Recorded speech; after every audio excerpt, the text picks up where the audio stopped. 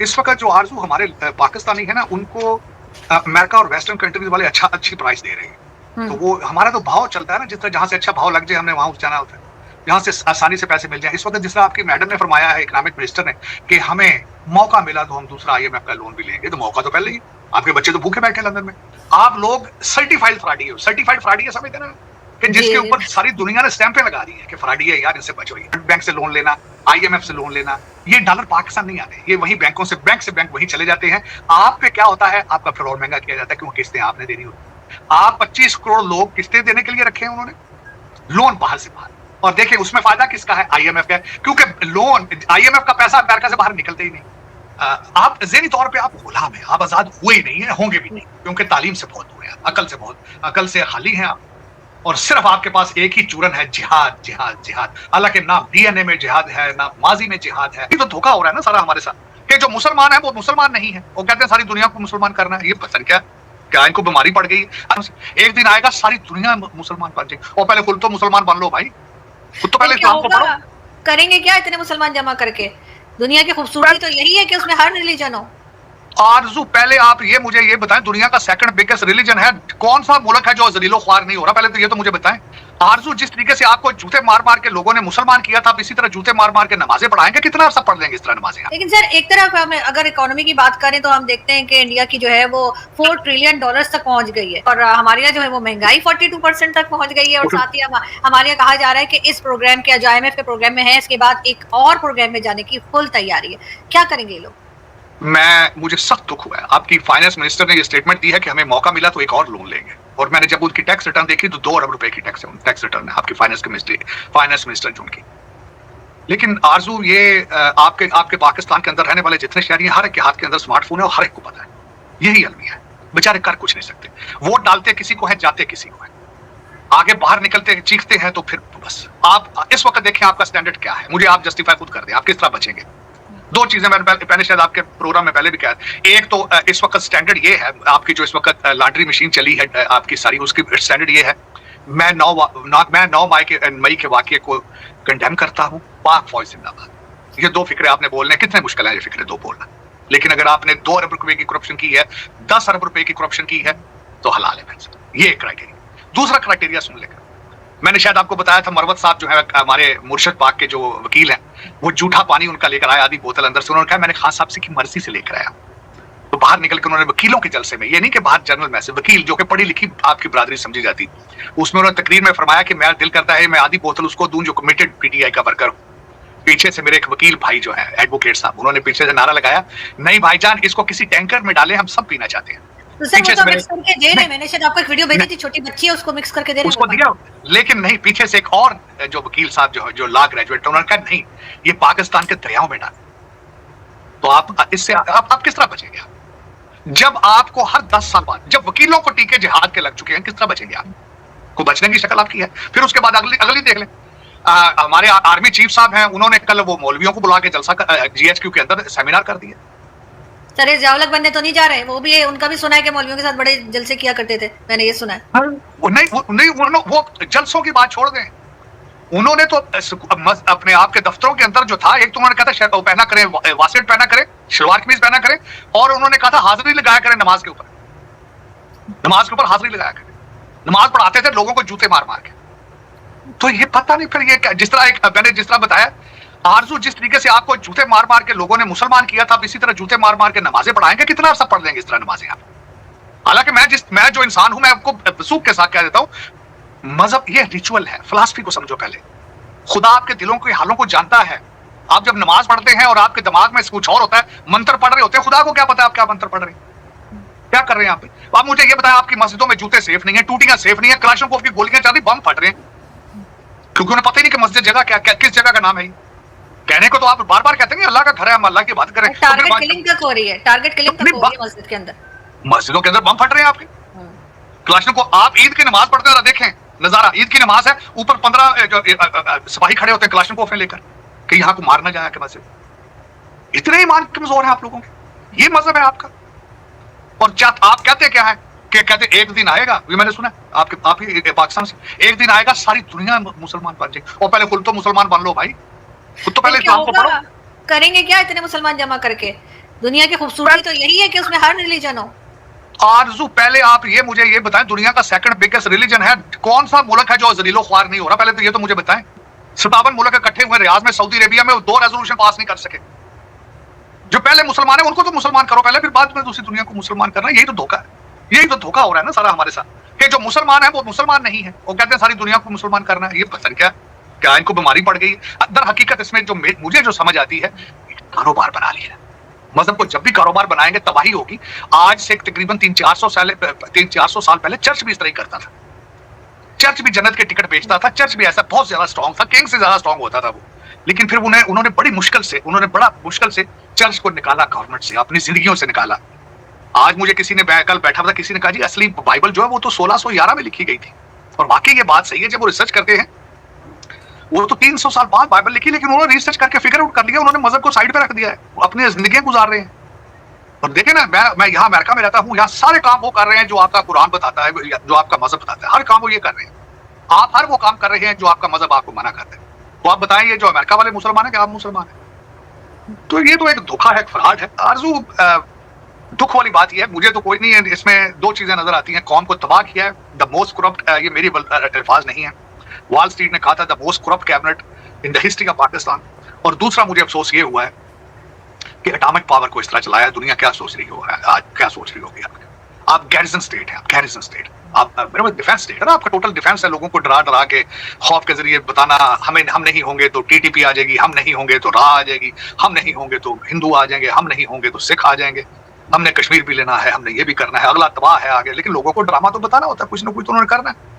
एक garrison state को फिर इस तरह चलवाते हैं। अगर आप इतने ताकतवर हैं कि आप कट्टों पे, मुर्गों पे, आप बकरियों पे, तावीजों पे, काले जादू पे, फिर लोग क्या देखेंगे? कुछ आपको कुछ सोच थी उस वक्त?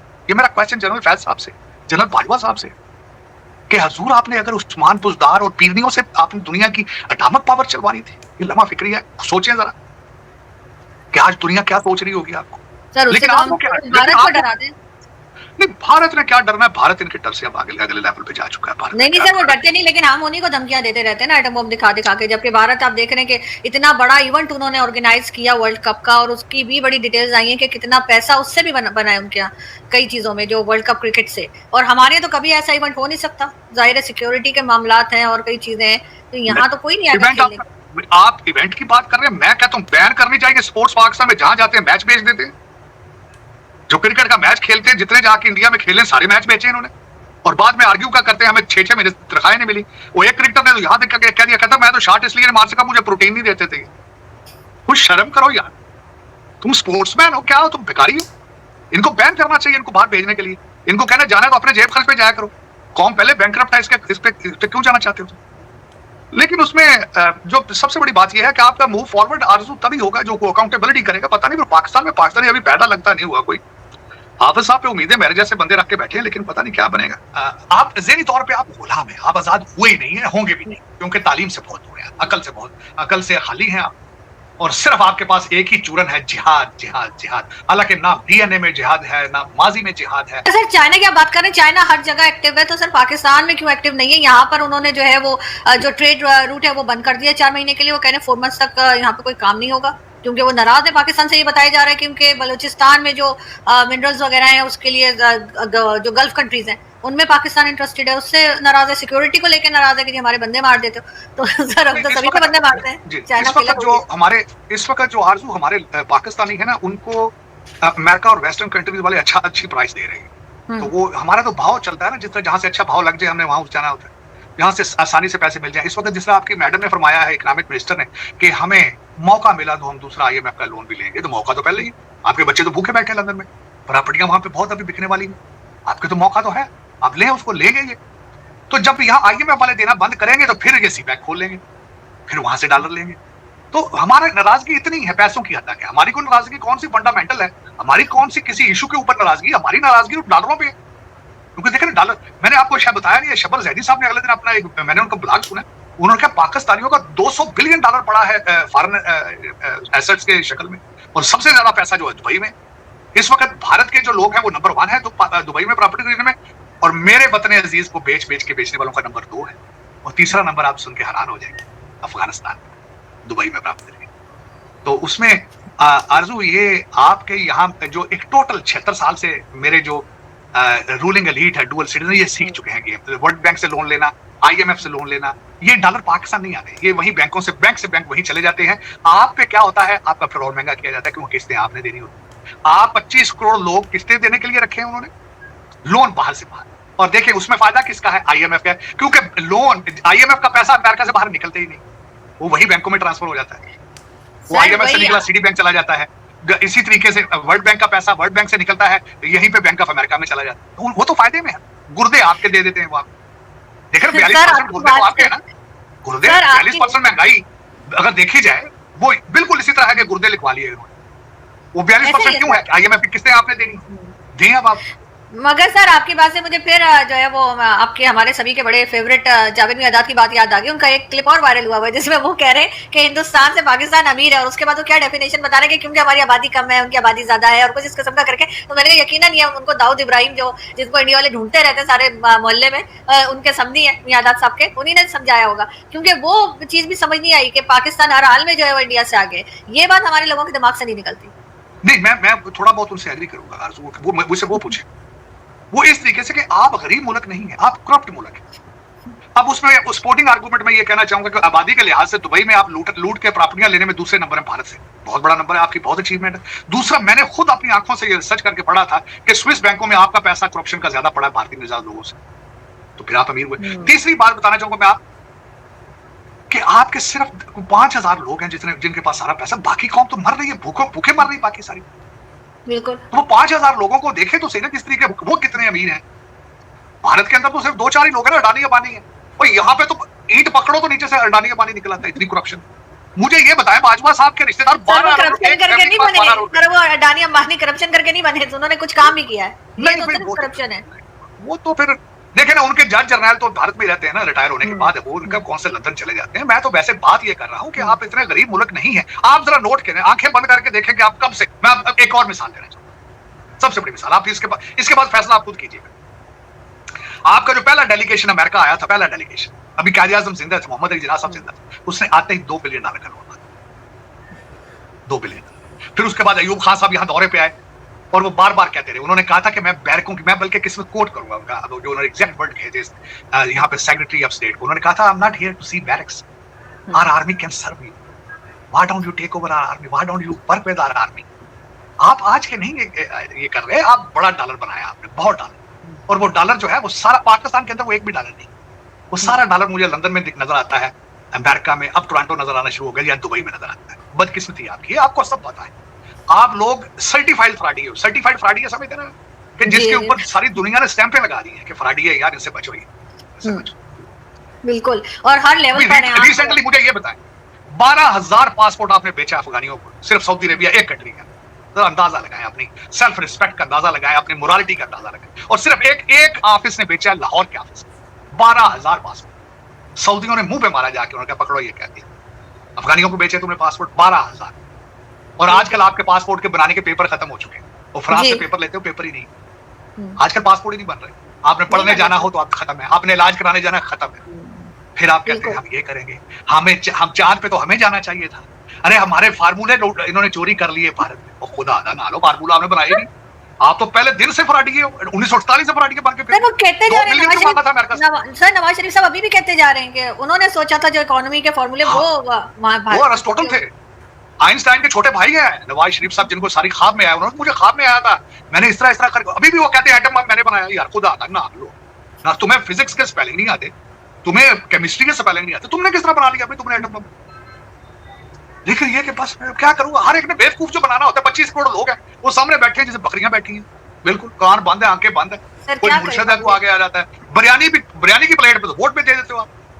सर क्या करे बेचारी पब्लिक, क्या कर सकती है, आपको पता है यहाँ पे आम पब्लिक का क्या हाल होता है अगर वो आवाज उठाए। जो लोग बात कर सकते हैं वो करते नहीं है, वो पैसा मैं किसी को आरजू, मैं आज की डेट में किसी को ब्लेम नहीं करूंगा, सिर्फ हाफिज साहब को ब्लेम, सिर्फ इस वक्त कौम का मुस्तकबिल, कौम की किस्मत, पाकिस्तान, हर चीज उस बंदे के हाथ में, अगर वो डिलीवर नहीं कर पाता किसी को ब्लेम नहीं करना। पहले मैं ब्लेम करता था जियाउल हक को, पहले मैं ब्लेम करता था परवेज मुशर्रफ को, फिर मैं ब्लेम करता था सदर अयूब को।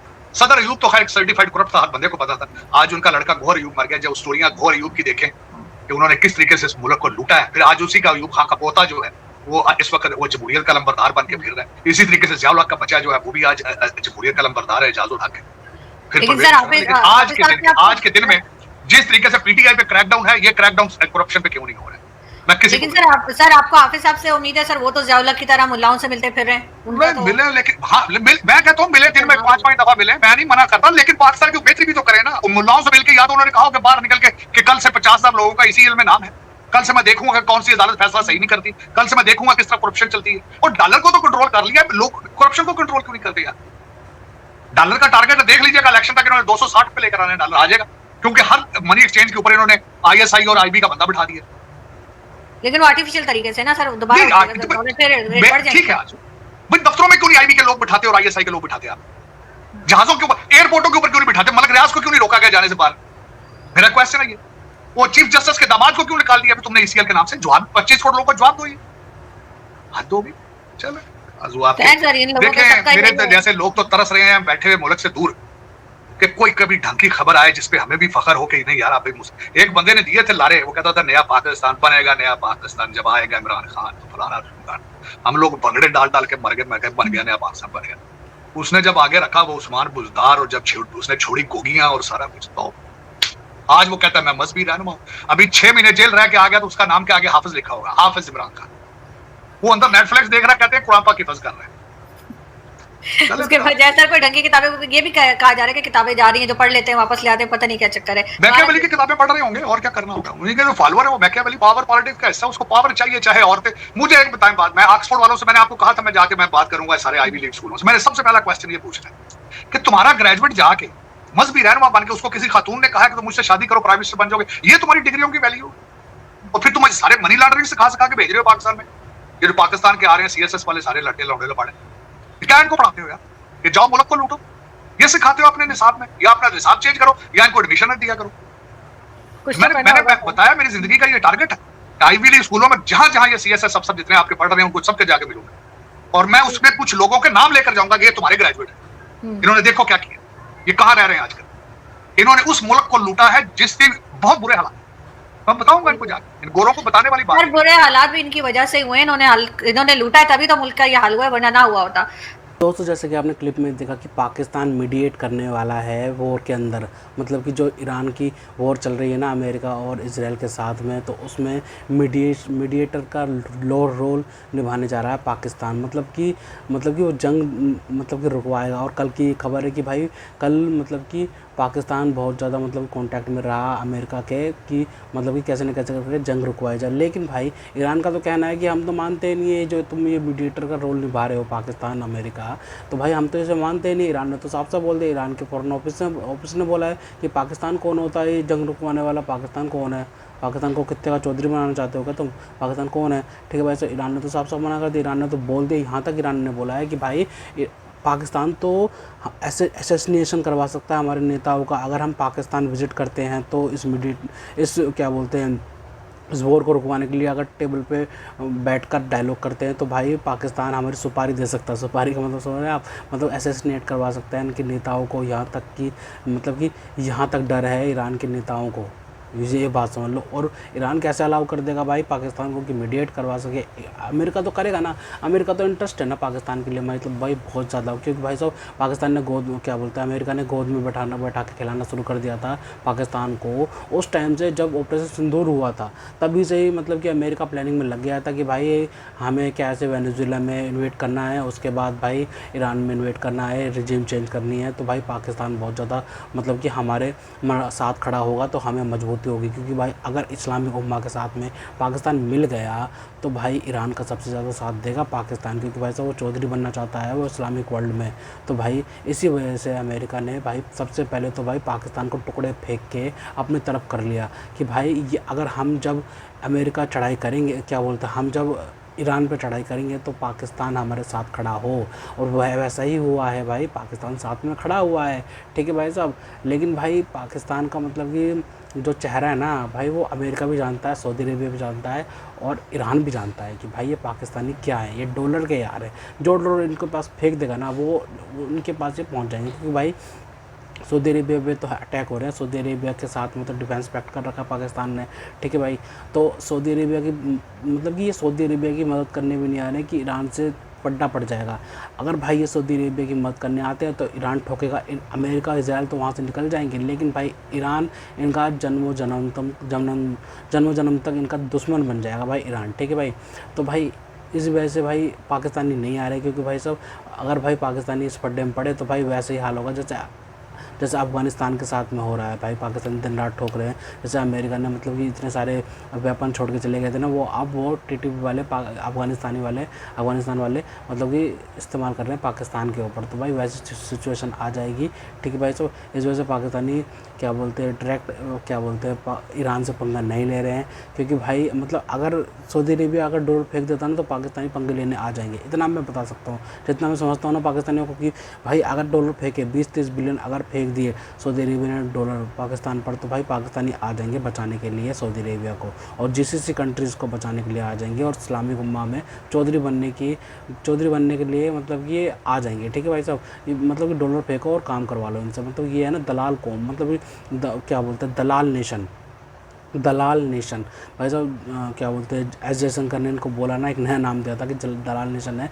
जो कि भाई साहब यहाँ वहाँ से पैसे खा के मतलब कि ये कर देते हैं, मतलब कि काम कर देते हैं, मतलब थोड़ा यहाँ से पैसे पकड़ो, वहाँ से पकड़ो, यहाँ से पकड़ो, वहाँ से पकड़ो, तो भाई ऐसे काम करते हैं दलाल नेशन, ठीक है भाई साहब। तो जैसे एस जयशंकर ने एकदम सही कहा था, जो मीडिएटर का रोल निभा रहे हैं ना भाई, तो इसके लिए भी तो डॉलर पकड़े हैं पाकिस्तानियों ने, वरना ये भाई साहब बिना डॉलर के तो सूंघते भी नहीं, किसी का हाथ तक नहीं सूंघते किसी का, तो भाई साहब हाथ कैसे मिला लेंगे किसी से, और कैसे मीडिएट करवाएंगे भाई। और ये मीडिएट करवाने की भी औकात है इनकी भाई साहब, मतलब ये मीडिएट कैसे करवाएंगे भाई साहब, इनके पास ना पैसा है ना कुछ है, मतलब कि जो पाकिस्तान है उसमें वो भी सिक्योरिटी स्टेट बना रखा है, वहाँ पे कोई मतलब कि सेफ नहीं है, तो भाई कहाँ पे बैठ गया। कतर ने तो भाई साहब तौबा कर लिया अमेरिका और इजराइल से कि भाई साहब हम तो आप कभी किसी का मीडिएट नहीं करवाने वाले हैं, क्योंकि कतर ने भाई बहुत सारे लोगों का करवाया है मीडिएशन, मतलब वॉर को लेके, मतलब अफगानिस्तान और क्या बोलते हैं अमेरिका का भी करवाया उन्होंने। तो भाई जब वो गाज़ा और इसराइल के लेके मतलब गाज़ा और मतलब कि इसराइल के लोगों को बैठा के मतलब कि वो मीडिएट वगैरह करवा रहे थे, तो उस वजह से उस पर मतलब कि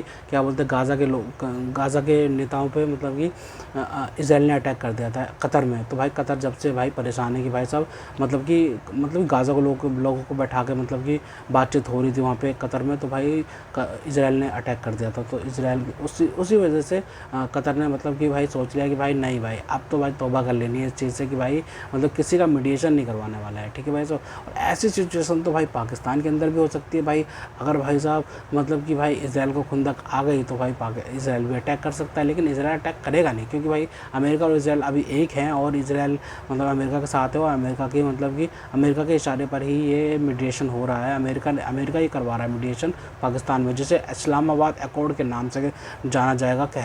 ये बात हो रही है कि इस्लामाबाद अकॉर्ड से नाम जाना जाएगा, मतलब कि भाई साहब अपना सिक्योरिटी स्टेट बना रखा है, इनके पास पैसे नहीं है, लोन चुकाने के लिए पैसे नहीं है, रोल ओवर करने के मतलब कि रोल ओवर मांग रहे हैं कि भाई साहब यूएई रोल ओवर कर दे, लेकिन यूएई ने तो $3.5 बिलियन का अपना जो पैसा है वापस मांग लिया भाई पाकिस्तानियों से, और पाकिस्तान ने कहा है कि भाई 3.5 बिलियन तो नहीं दे सकते, हम 2 बिलियन दे सकते हैं। तो यूएई ने कहा 2 बिलियन तो ला, तो यूएई को 2 बिलियन देने के लिए अब ये सऊदी अरेबिया या चाइना से या अमेरिका से या फिर आईएमएफ से लोन पकड़ेंगे। आईएमएफ तो भाई गारंटी पे लोन देता है ना तुम्हारे पास, मतलब कि आईएमएफ कहता है कि तुम्हारे पास हमें दिखना चाहिए कि तुम्हारे पास रिजर्व में पड़े हुए हैं कुछ बिलियंस डॉलर, तब जाके हम तुम्हें सिक्योरिटी होगी हमें, तब जाके हम तुम्हें पैसे देंगे।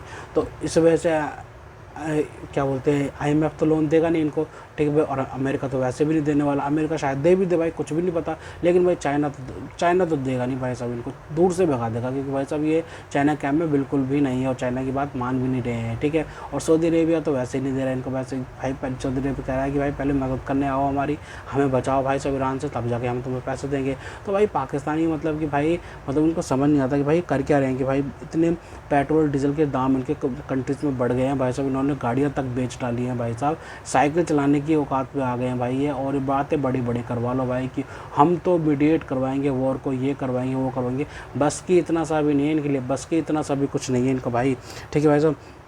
डोनाल्ड ट्रंप को खुश करने के लिए भाई साहब दिन रात लगे रहते हैं। डोनाल्ड ट्रंप को बाप बना रखा है इन्होंने भाई, ठीक है।